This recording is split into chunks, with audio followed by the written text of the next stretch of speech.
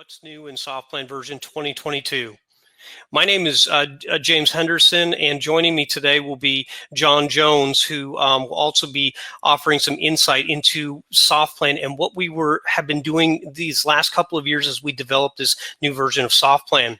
I'm the training manager for SoftPlan and have been with the company for the better part of 25 plus years, as has John. So we've got a lot of insight that we want to bring to you with what we were doing with the program as we look ahead and how this will benefit you. John, if you want to take a minute to just introduce yourself, and we'll get rolling. Yeah, I'd like to just start with the changes that we make are informed by the feedback we get from the user base. So one of the things we like to caution is just because you didn't ask for something doesn't mean that somebody else didn't think it was very important. So we do get most of our ideas from our user base, most of our direction from input by the users. So we're on a 24-month release cycle, and the 2022 release is probably a little bit bigger than most releases, sort of maybe a pleasant fallout from the pandemic. More resource was able to be concentrated on developing software as opposed to traveling and doing trade shows and other things that take up a lot of our time. So the changes kind of get divided into four groups. The items that get rewritten, and there's two sort of big ones in 2022 which were complete rewrites. One is 3D, and I think Jim will spend a lot of time there with the DX12 improvements. And the other is railings. We heard from our users that we really wish stairs were better in SoftPlan. We really wish stairs were better in SoftPlan. And as we looked at that and unpacked it, most of what folks articulated as stair problems were really railing problems. And it's a very, very complicated problem set, and we went back and started fresh. So those are the things that were rewritten. The items that received and often receive significant upgrades in this version are roofs, plan sets, and building options. So they're probably the most complicated things that we do. They take up a lot of resource version to version, and in this version they absolutely did. The brand new code, which is the third sort of category for 2022, include nested regions. For you folks with an AutoCAD background, you can think of XREFs. That's a lot of similar behavior, and the stepped sloped wall behavior, which we're going to go into a little bit later. That's all pretty new, pretty complicated stuff that we want to make sure that you're aware of what walls can be now that they couldn't be before. And then there's the hundreds and hundreds and hundreds of smaller incremental changes. And the smaller incremental changes are really the ones that are driven most by user input. So Jim, I'd like to turn it back over to you. All right, so perfect. So a couple of things that I want to point you to as we get started. Basically, if you're a SoftPlan Plus user, you have this version already. This has been made available to you and was downloaded to your system for install, and most of you, if not all of you, are working on it already. And one of the number one questions that we get through support is, what do I need to do with my hardware? And so I brought up the SoftPlan webpage, and at this stage, under the support option, you can go down to computer requirements, and it will pull this page up for you. This will give you, it's something that's rolling and updated by us, okay, as new system requirements are made on a per version basis. And even if video cards are, something new comes out, we will do our best to get this updated once we have the information we need so that we can keep you informed. So you'll see here we've got the type of computer, and there's even an option there for what type of video card the SoftPlan need. And I'm going to talk about that in just a minute as far as it pertains to DX12 or DirectX 12, support. Additionally on this, if I from the same page, I've just opened up multiple tabs to make it easier for me to get around. But as we go into the softplan.com webpage, okay, under the upgrades in SoftPlan 2022 upgrade, you can get in here and you can take a look at major features and details and so on. Some of the information that we're going to be talking about, and there are videos on here as well, which will go more in depth. As you can appreciate, in 45 minutes, we're only going to be able to gloss over many of the items that we want you to take a look at and begin to experience.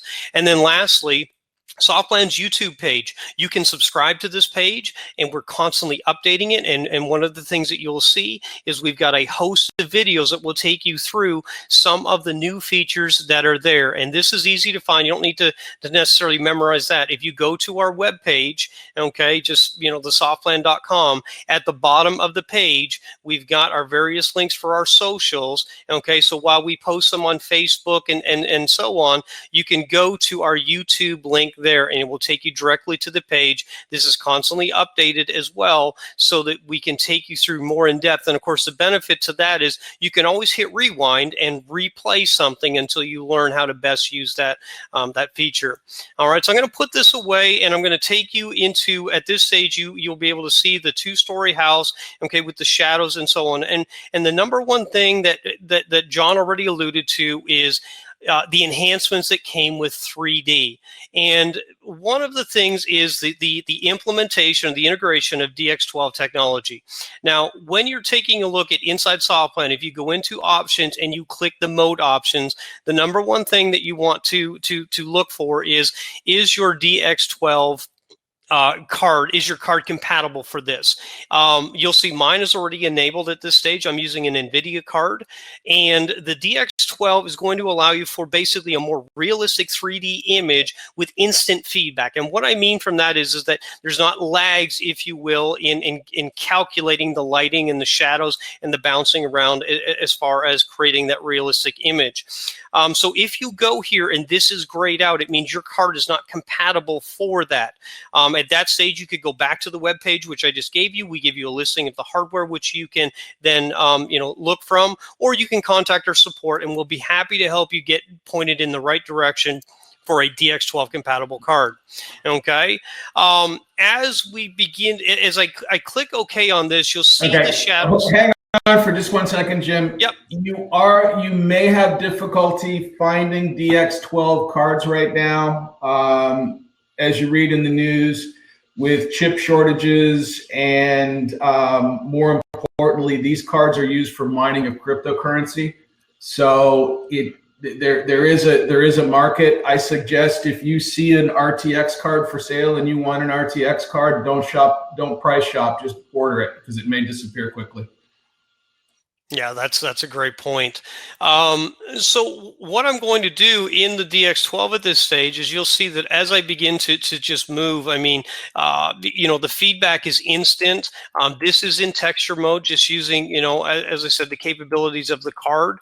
I'll point out many things that are kind of listed as miscellaneous items that we may not get to, but just little things like the gable end truss right here, and the ability to deflect, the bottom chord of that would be something that would be, be able to be pointed out there. So as I begin to move in, things like lighting, as I'm moving towards the, moving inside, a big change that we made here is how lighting is actually measured in terms of lumens or brightness. So as opposed to just having a counter of 1 through 10 or 20, at this stage now you can actually go in and set the lumens for the source of the light, which will then cast the shadows for you. So it gives you a more accurate representation, with the within the model. I'm going to continue to move inside inside the model, and just making a quick change, you'll see that I will get the, the feedback instantly for this.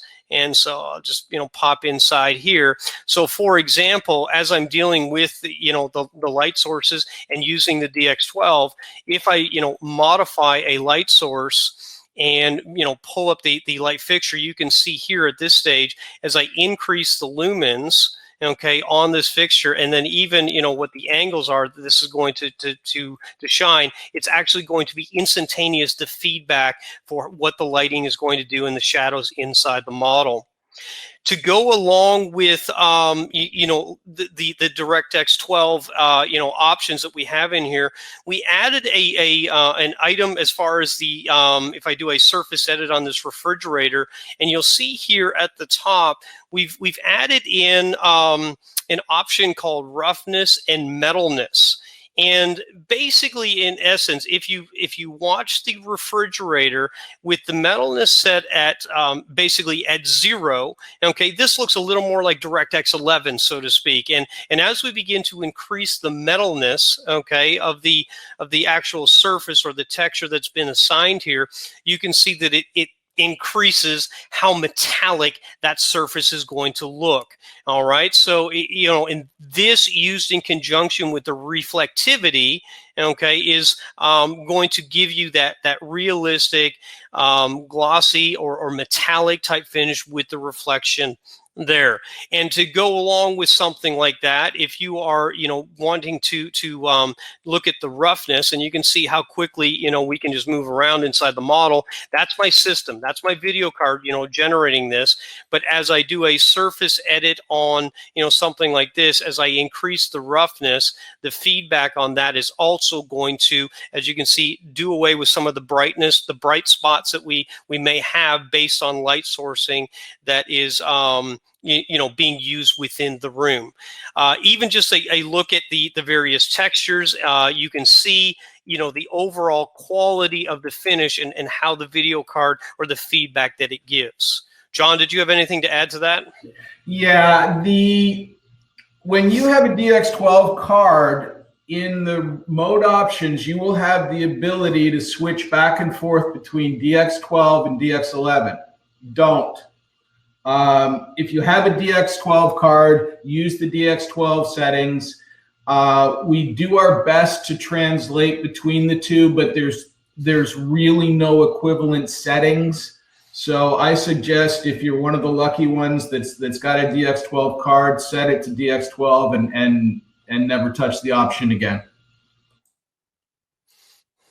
Yeah, and I'm just while John's talking, you can see on the screen, I'm just kind of moving around a little bit, and for the main reason, I just want to give you a feel for how this how things look inside the model, as far as even as you're editing surfaces and so on. Just the feedback, that reflection inside the mirror, those are things that are going to show up that much better there for you. The relief depth on things like tile or even in brick, it's instantaneous, and I think that's good. One of the biggest takeaways.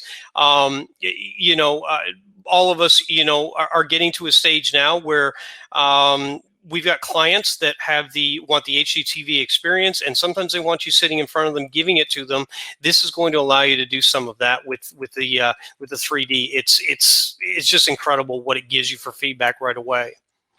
I've got multiple SoftPlans open, so one of the things you're going to see is me, pulling, screens, off and on, onto, so that we can get through things quickly. And I want to move on to something that is called nesting, within SoftPlan. And I think John referenced it for the AutoCAD guys with the X reference. And what nesting is going to allow us to do is basically, grab feature items, whatever that may be. In this case, I'm going to start with details and general notes, and I'm going to transition to a kitchen that may be used in multiple places within a multi-unit dwelling. And basically what we can do at that stage is, once we have nested or created the nest region, we can then insert that into, other projects, other drawings, and we'll have the ability, if we want, to update or from the nested item and have it update either all projects have been put in or on a project by project basis. So in this case right here, one of the things that I've got pulled up is just kind of a typical construction details sheet where we've got information about how the cross section is going to work. And so in this case here, with this option pulled up, I'm going to simply come to File, and as I scroll down, you'll see there's an option that's been added in here called Nest. And so to start, what I need to do is actually create the source region. So I will click on this option and then simply sketch a box around the what I'm creating to be the nested region. And here I could input this. And so I'm going to keep this simple and just call this details 1 and click OK. And you'll see that this now highlights visually on the screen. The other option that will be a part of this lesson will be, the general notes, page, whereby this may be something that we insert on a constant basis, but on a project by project basis, there may be a need to update this and add an individual note. And then once that's been done, do we want to backdate the original general notes? So having set my nest region up here, I'm just going to come in and I'm going to open one of our sample drawings to insert the nested region, and I'll say yes to saving the change and pull this up. And so when this opens, it will, we've got basically a floor plan I'll be working with and a construction detail, right? And so here with the cross section up, I can now select File, and I'm going to go to Nest. And at this stage, I'm going to insert the drawing region that I created. And so here, it allows me to choose where the drawing is or where it's located. And so I'm actually going to come back into my projects, and I'm going to select my standard details that I created and the construction details. And you actually see the preview. It shows it highlighted there, so that once I have selected that, I can then insert the region that I want to insert in here, and then click OK to add that to the drawing sheet.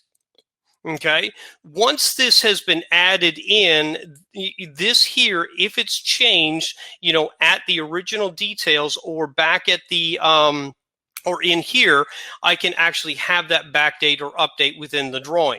Okay, so as I'm going back and forth between the sheet, and to just answer your question, it was File and Nest, and then I did an insert drawing or region.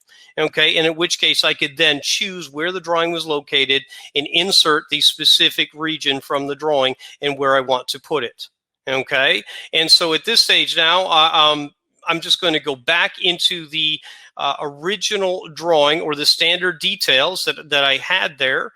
Okay, and if actually, let me back this up for a second. If I edit this, you'll see here, nested entities use the color. So if you turn that off, it will return this and then automatically sync with source. And this is the key here, where if I click the automatically sync with source, it will update from the original drawing into this detail sheet, okay, to update it from that source, any changes that are made.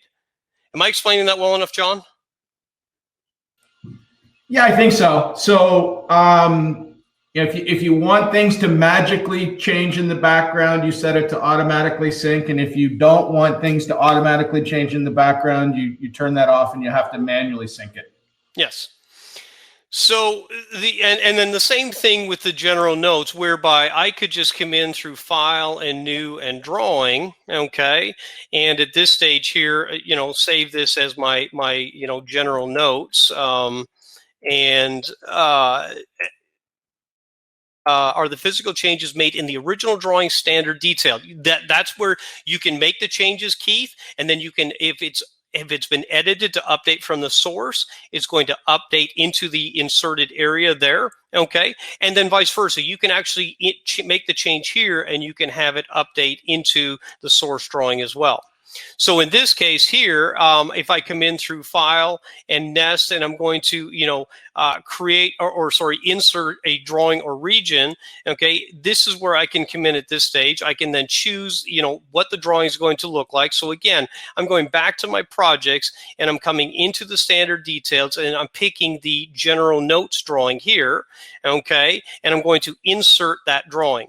And so this can now be inserted into, the actual set of sheets that are going to be there. And this works in the same way whereby if I edit this, I can sync it with the source. It's not. So if I come in and I do a modification or I add this, the changes here are static to this project only, as opposed to, pulling from the source itself.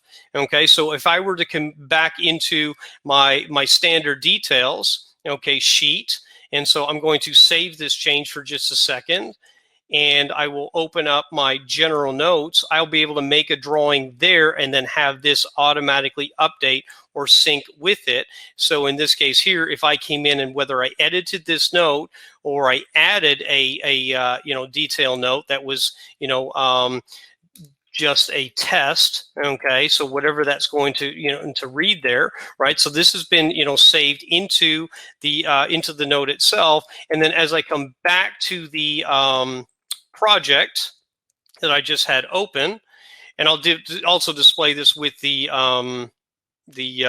kitchen in just a second. This is where I can edit this and I can automatically sync it with the source. Okay, and then when I click OK, it's going to update. Did I? Well, you didn't save it. Is that what I didn't do? Okay, so I didn't save it when I was coming out. Now I want to take you into one other drawing which will demonstrate this as well and demonstrate it well on the fly, which is and this is an area that will allow you to X-reference something like where you've got a kitchen that may be being used in multiple places. And so in this case here, we want the same kitchen, we want it placed over here. And because this is a reverse. Jim, go to the second floor, bro. Oh, never mind. Sorry. That's okay. And so what I'm going to do, I'm going to show you two things. Is one, I'm going to create the kitchen as a nested feature. I'll be able to input it and then very quickly actually horizontally reverse it. And then lastly, make a change to, let's say, the range and have it automatically update on the fly. So in this case here, I will come in through File, and if I select the nest, once again, as I did with the previous example, I can create the source region. So I'm zooming this up, and I would basically just sketch my box around the kitchen area that I want to create, and I'll just call this, kitchen, let's say 1 as my region name, and click OK. Oh, I've already created one because I was doing a test with this. So let me do this, and I'll call it kitchen, and I'll just do 7 so I know it's something different altogether, and click OK. And you see it puts this little box around there as my region area. So when I come in through File and Nest and insert the drawing region, okay, Kitchen 1 was the one I did a test on earlier, and so now I'm just going to click on Kitchen 7, which is the one that I created with you, and I'm inserting from this drawing, where I want to place this, and then simply click. Okay, and so it's and let me just run a cleanup on this. And so when I do this and I zoom this up, you see it's got the box all the way around, and it's an exact duplicate of what we have over here. At this stage, you can actually edit the nested destination, which was kitchen number 7 that I created. And as I move this down, you'll have a flip the axes on the option here. So here, I get to simply flip it. And then lastly, just come in and move this region exactly where I want to place it. And so it's a quick way, and you see I'm actually moving it by the box that's here. Okay, so I just move it to where I want to place this. And then at the last thing that I want to show you is I can edit the original. So in this case here, the dual fuel range that we've got there. So as I modify that, I can come in here through we're going to stick with the manufacturer, but maybe I change it to the radiant range. So you see it's showing that option there. Okay, and so in this case here, I could edit this, option and have it automatically update with that so that it modifies and changes it. And of course, in my case, I probably also want to flip this so that it's, moving in the, centered, properly with the horizontal and the vertical. And so that gets that placed in there, and it's updating, from the original. So if you have a row of townhouses, or in this case, there was both a first floor and a second floor option with the same kitchen, and as it was, being, inserted here with kitchen number 7, these would update as well, even though they're in a different orientation. That's how the Nest feature works. John, did you want to add anything to that? Yeah, just from watching users through the first couple of months of 2022 release, the funky anchor point with the arrows, that can be relocated. So when you create your source, you can actually move the anchor point, and that's how you control precisely where you're going to input, where you're going to insert for the nested related items. The other thing, you can add or remove items to a nest by simply right-clicking on an item. So, Jim, if you want to go to the source, pick something that's not in there, you can, so go to grab the water heater for me and add it to so you go to water heater, add to region, and you get to pick which region it's added to. So the right click is how you can control what's in and out. The anchor can be relocated. On any of this stuff, if you want to if you've got the information you want to tweak it even further so that your nest, something you thought was identical but really isn't, you can explode it, and they turn into regular old items on the target drawing. And so your nested items, as far as multi-family construction, they can be reversed, they can be rotated, and they don't lose the relationship. But one thing I'm going to caution you on, it can include walls. I think you'll find success in multi-unit design when you include the interior walls but exclude the exterior walls, because they're not, in a lot of cases, as you join what we all think of as identical units, the exterior walls really aren't identical. So I would encourage you to look at adding your interior walls and then to the nest, and having your exterior walls as native to the source drawing. Great. So again, I'm going to, I'm just kind of pulling and dragging and dropping various SoftPlans onto the screen. Now, one thing when I teach a training class, and it's honestly one of the most powerful features I think we've ever added, is building options, because building options allow you to control the model. And when you control the model through, it's more than just visibilities or how things print. You're controlling the structural, how it's built for elevation, sections, and estimated in the bill of material. And one of the things that we've added in building options are conditions. And this allows you to now go in and control if object A is turned on, object B should be turned off, and vice versa. And so in this case here, on this plan here, you'll see that as I opt into the building options, I set up a group for both a 2-car and a 3-car garage. And according to the building options down below here, it is a manual checkbox for me. So in this case here, I can turn the 2-car garage off and then turn the 3-car garage on. And, that once again, as I said, rebuilds the model.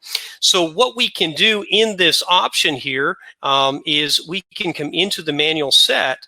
And now at this stage, we can automatically base these on other building options. So it's a little bit of, if something is on, an and or type statement, where I can come in at this stage with the 2-car option set and have the 3-car set to not. And once this has been set up so that we've got an auto option, you'll see it's checked. But as I check the 3-car, it automatically turns it off. And again, this is modifying or changing my elevation. So as I pull this up, there's the 3-car option that I've added. And if I turn this off, it turns the 2-car back on.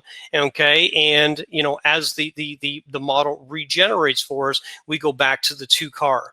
Okay, and so this is just saves you steps, saves you mouse clicks, having to go in and manually control things like that within the model. John, did you have anything to add? No, I think you're good there. Okay. There's actually a great question as far as the building options affecting the nesting. That's going to depend on you can set the option up to follow the building option that you set, but you're going to have to assign those according to the option with which you are drawing them within. On this model, I'm just going to, remove a few things from here. Just basically what I want to do is just come in and just look at only the basement plan. So I'm going to take out a couple of things on this, and that'll take us back to just the 3D of only the basement. And so, and I'll close this down here at the bottom just for visibility. And I'm going to come into my 3D and I'm going to move it to a vertical tab group over here and allow me to I'm going to pop this down into shaded mode, which will just make it a little less as far as some of the information that's there. And one of the things I want to show you here that we've got is I take a look at this inside the floor plan, and I may even take you into profile mode over here. So as we look at stepping and raking walls within the plan, there was a lot of time and thought put into what you asked for, exactly what John talked about off the top, whereby a lot of the new features are driven by requests by you who are drawing with the program and building in the real world out there. And so as I edit this wall, a couple of tabs that you're going to see, the top and the bottom of the walls. And in this case, as I click on either one of these, fit to roof, fit to ceiling, fit to stair, are all ones that you're familiar with. They've been moved to this tab right here, and you'll see that down at the bottom we have the option of now raking, stepping, slope step, and so on. And that's the top, and we can do the same thing with the bottom. And so what I'm going to do at this stage is right here, as I click on the bottom of the wall, which is currently set at flat, I can now come in here and begin to step this. Now, what it's going to do to begin with, okay, is we've got 1 of 1 steps, and based on the length of the wall, it's 21 feet, so to speak. So, if I click the split button, it's going to break it into, and this is why I have it open in 3D.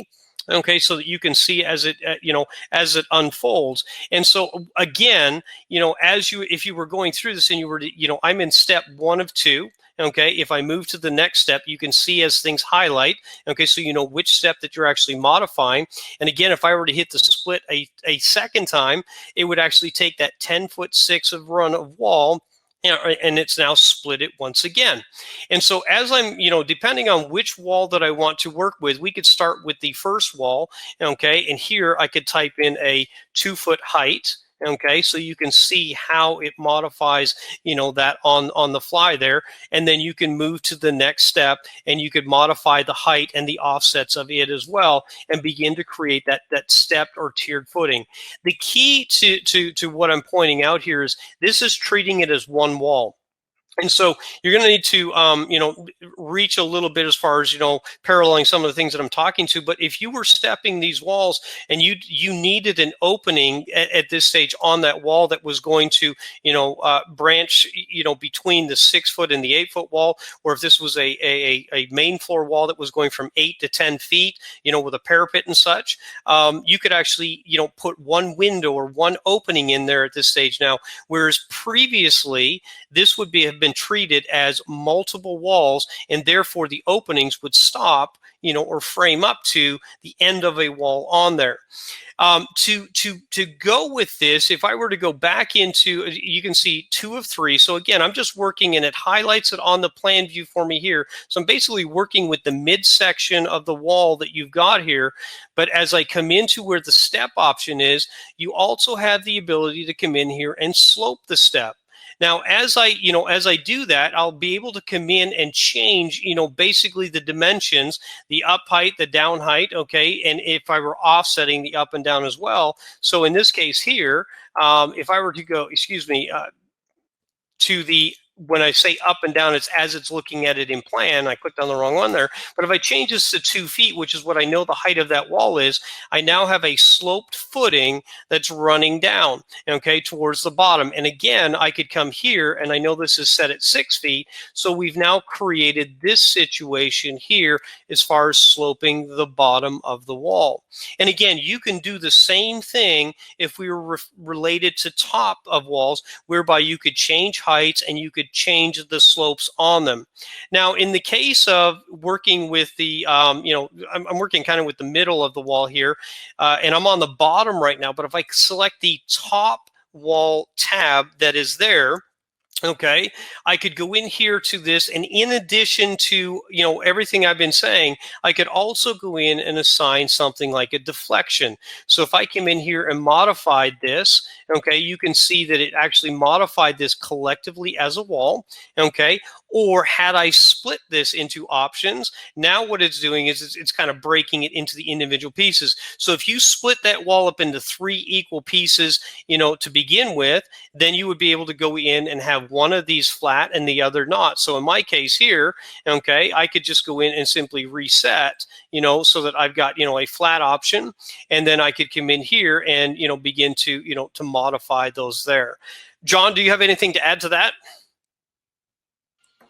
Yeah, the key here is that openings can exist between the transition heights. Yeah, and I'll draw one in just so we've got something that you can see, something nice and wide so I can't miss it. And I'm basically, in here, I'll pick my draw and opening. I'll select the unit and draw it in, and you can see here this is actually splitting through. There's, if I drop into textured, we can see through the opening, and we don't have any kind of a line or framework or anything along that lines running up through the opening.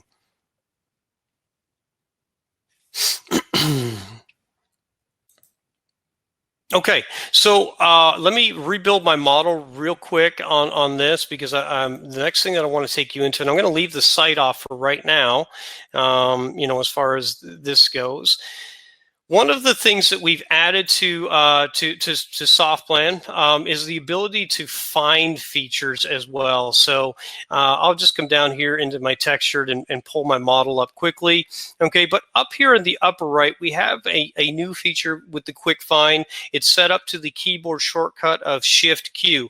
So you may see a feature today, and you're like, how do I do that? In order to pull that up, you would simply begin to type that in. And so the feature that I'm going to use it on is also, we've introduced the ability to add bracing, so on those exterior porches where you've got that 45-degree angle brace that's running between the, the columns. Okay, so I'm going to put some bracing in here, but I'm not sure where to find that.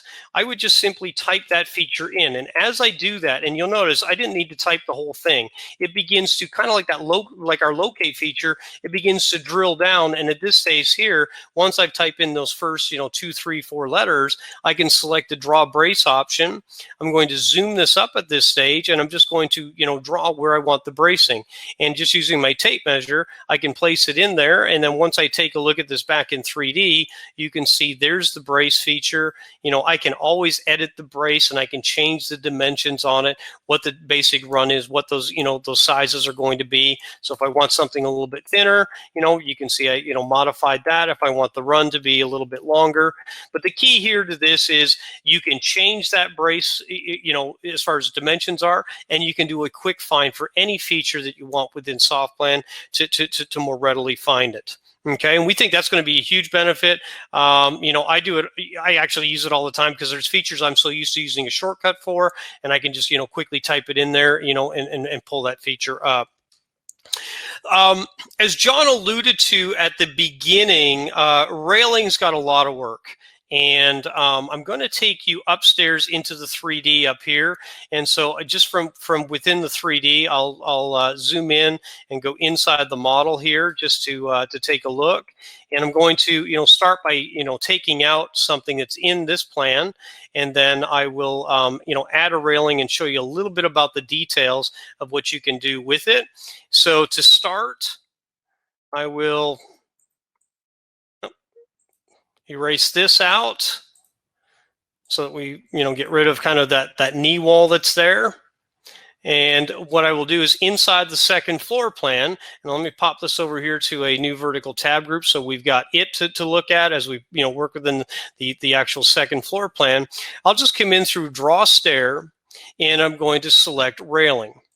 And there's a host of railings that are in there that you're accustomed to. There are some new railings because we've added new capabilities as far as being able to have different spindle patterns, which I'll touch on in just a second.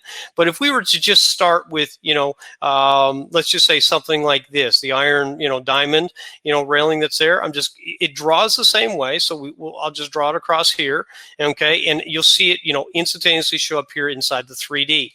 Now, the key with this is your pick points as you're editing. Previously, when you edited a railing, the posts and the spindles and the rails, everything was kind of tied to one dialogue. And now at this stage here, if you were to right click on this, you'll see you actually can edit the railing posts separate from the rails and the spindles on the program. This gives you a lot more flexibility for what you can do. And so as I come into the post here, okay, in addition to being able to go in and select, we've got a number of libraries that are in there as far as your different newels and so on, right? Okay, so as I select from that, you'll also have the ability to set up the same options that you've had previously with no post, flush to rail, okay, half post and mitering to the wall. And then even on the top, you can now specify that from a pull down dialog, okay, is it defined by the post itself from the library with which it was drawn from? Okay, is it set to finish under the handrail, which you can see this is updating as we go, okay, and then even if it has a post cap and so on. Now, to take this to another level, if I would come in here this time and instead of clicking on the post, I edit the specific rail and just right click edit on it. Here, where I'm going to go with this is the custom assembly feature that is here. And when I click on this, you'll see that we've got, greater detail as to how things are going to be, added in and so on. So for example, I've got my spindle option, and as I run this left to right, okay, so as I, click on this, you can see I've got spindle iron, which would be, the straight, right? And then we've also got the square iron, which is the one in the middle. Okay, and you can see I've got a whole, bunch that I can select from. I could add a third one in there if I wanted. So I will randomly pick this one with the circle in there. Okay. And so at this stage now, I can change the dimensions on it if I want to override or have a custom width on there. I can change the various dimensions of how this is going to, impact depending on the region. If it's added on a stair, how many are going to be, added to that. And this is going to, be basically added to the library item. Okay. And so now, as you, begin to move back, and as things are regenerated, it's now added this extra spindle pattern in there on the drawing. So you'll have a lot more flexibility, honestly, to be able to draw exactly what the clients are looking for on the rails, as opposed to being limited to a single or non complex railing design there. John, did you have anything to add to that? No, railings make my head hurt. So. I'm going to try. I've only got a couple of minutes left, and so one of the things I want to take you through is just a couple of, or one item that I think is going to make your life super easy. We spend a lot of time building the models, getting our construction drawings right, and then it comes time to to put them on the borders. And from a time saver standpoint, we spend a lot of time sometimes just moving things around, trying to get them just so. And so I'm going to I want to come down here to basically my plan set right here, and let me click on the floor plans, and I'm going to move this back to the previous tab group just so it's a little easier to see for what I'm doing. And I'm just going to come in here, and I'm going to erase some of the information off of this sheet. Okay, and so in this case here, I'll just say yes to saving my changes. We're at a border. One of the things that's been added is the ability to if you will, divide your sheet up, okay, into what you would like to depending on how many drawings you're added. So whether it's going to be a 2-page or 3-page, and in my case, that's the one I'm going to start with, whereby I want to add 3 different drawings here onto the sheet. And so as I drag and drop my model, one of the things that you're going to see, as soon as I drag that floor plan onto the sheet, it's already dividing it up into the thirds for me, making it easier for me to determine where I want to place things, right? And so as I drag and drop the floor plan on there, okay, and then even the basement drawing onto this, it makes it much easier to see. And of course I'm in profile mode, so just depending on which mode I took it into is what it's going to drop. So again, if I were to just I'm going to quickly erase those out, and I were to go to the 4 drawing page, this might be, depending on the size of your floor plan, and this is where I could drag and drop, elevations, and you can see into the quadrants, on the sheet. And this is a huge time saver, I think. It's going to allow you to more readily, space them out there. All of the other features work the same way with the, align to edge, so you can get things, properly lined up, on the drawing sheet. Okay, you can still, you can see these are animated elevations. Some of this is because I was playing around with that, footer just a minute ago, so that's what you're seeing there. But we really think that that's going to save you a lot of time for assembling things, on the plan. Notice when Jim drags across that the area is within the title block, so it's centering, positioning itself relative to the area inside the title block as opposed to the sheet. You can kind of tell from the gray preview. Correct. Yeah, absolutely. So Keith, just to answer your question, you can control the visibilities and so on of different things like the cross-section lines, and that's just a case of you get playing with drawings in a class like this, and sometimes your visibilities, you turn something on, you turn something off, and so yes, you can control that fully as far as that goes. The last thing I want to show you, and we're just running a minute or two over, so just if you hang with me for just a second, as I pull up my main floor plan here, and let me close that real quick, and we'll pull it back up as far as, I'll say yes. Okay.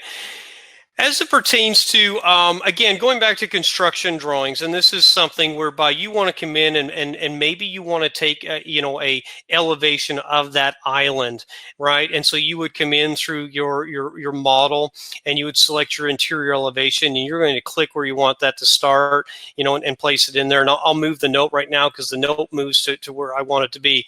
And so when you were to generate this, you would get basically that line and everything in the background. If I were to, to generate, that's elevation number 7, right? I'm just going to come in here and I'm going to see everything beyond, and all I'm really looking to do is get the elevation of the island itself. So inside the floor plan, one of the things that you'll be able to do now is edit this, and when you edit it, you'll be able to go in and specify, okay, just what that drawing selection, or that depth is that you're seeing. So depending on this here, I may come into the depth option here, and based on, you can see the red box shows me what I'm going to see. And so in this case here, I may just simply type in 3 feet to catch the front of that island. Okay, you can still adjust certain things like how far you want this cut line to go. So all of that works. This is dealing with this depth right here, so that as I come back into that elevation number 7, I now have just simply the island showing up. And so again, giving you more control so that when you're assembling your construction drawings on the back end of things, when you're finished, these types of details, you should be able to have much greater control over that. Anything to add to that, John? No, not on the interiors, Jim.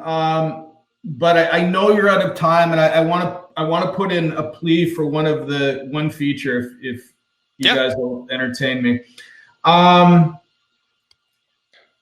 For those of you that do a lot of work on site plans, particularly site plans that are off kilter, odd angles, there's a command that's been added called rotate to ortho.